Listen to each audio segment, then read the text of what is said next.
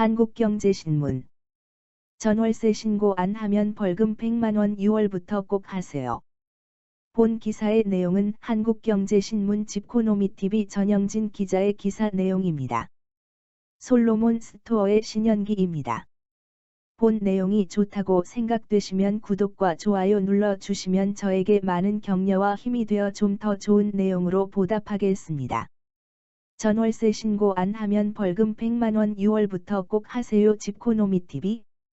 전월세 신고제, 임대차 신고제, 6월 시행. 인사할 시간도 없습니다. 살다 보면 신고할 일이 많죠.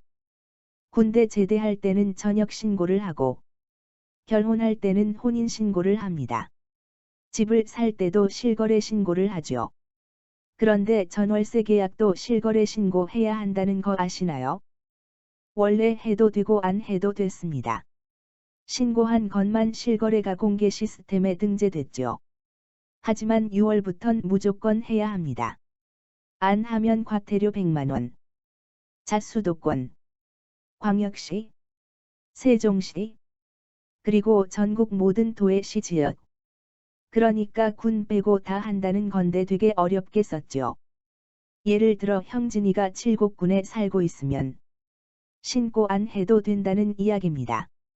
중요한 건 전세 보증금이 6천만 원을 넘거나 월세가 30만 원 이상일 때만 신고 대상이죠. 그렇다고 지금 바로 신고할 필요는 없습니다. 앞으로 새로 임대차 계약을 맺거나 갱신할 때만 하면 됩니다.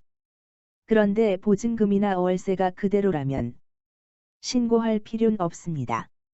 그럴 일은 없겠지만요. 누가 누구와 계약을 맺는지, 어디에 사는지, 얼마인지, 계약갱신 청구권을 사용했는지 등을 써야 하는데, 그러니까 신고할 땐 그냥 계약서를 내면 된다는 소리죠.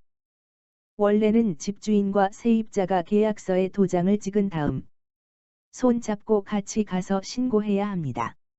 손 잡기 부끄러우면 둘 중에 한 사람이 주민센터에 가서 신고하면 됩니다. 이것도 귀찮으면 계약서 사진 찍어서 온라인으로 신고해도 됩니다. 신고를 안 하거나 가짜로 하면 벌금 100만원. 사이 좋게 형진이도 내고 집주인도 내고. 다만 벌금은 내년 6월까지 유예. 어떤 집이 신고 대상일까요? 형진이는 고시원에 살고 있는데 해야 합니다. 형진이는 오피스텔에 사는데 사무실 아니라 집으로 쓰고 있다면 해야 합니다. 형진이는 노숙하는데 하지 마세요. 전셋집이나 월세집 구하면 전입신고할 때 확정일자 받죠. 뭔진 잘 모르겠지만 어쨌든 이런 도장을 찍어줍니다. 이젠 전월세 신고만 해도 확정일자는 자동으로 부여됩니다. 온라인으로 신고하면 확정일자 받으러 반차나 휴가를 안 내도 되는 거죠. 안 좋은 건가? 왜 이렇게 할까요? 사실 형진이는 집을 10채 갖고 있다고 치죠. 원래 임대사업자가 아닌 이상 누구 집이 몇 채인지는 집계가 안 됩니다. 하지만 우리가 열심히 신고하면 형진이가 어디에 얼마나 많은 집을 갖고 있는지, 월세로 따박따박 얼마를 버는지 다 나오겠죠. 그리고 작년 시행된 전월세 상한제는 다음 계약 때 5% 이상 못 올린다는 내용이었죠. 그런데 이전 계약이 얼마였는지는 정부도 모릅니다. 하지만 우리가 열심히 신고하면 이제 다 나오겠죠. 형진이는 돈 많은 집 여자랑 결혼을 했다고 가정해보죠. 아까 그 10채는 사실 형순이 집이었는데 형순이는 전업주부였습니다. 그럼 형진이의 부양가족이겠죠. 그래서 그동안 형순이의 건강보험료는 형진이와 형진이네 회사에서 냈습니다. 하지만 전월세 신고로 형순이의 소득이 잡히면 형순이는 피부양자가 아니라 지역가입자로 전환됩니다. 건강보험료 내야겠죠. 어쨌든 형진이는 건강하다는 거. 콜록콜록.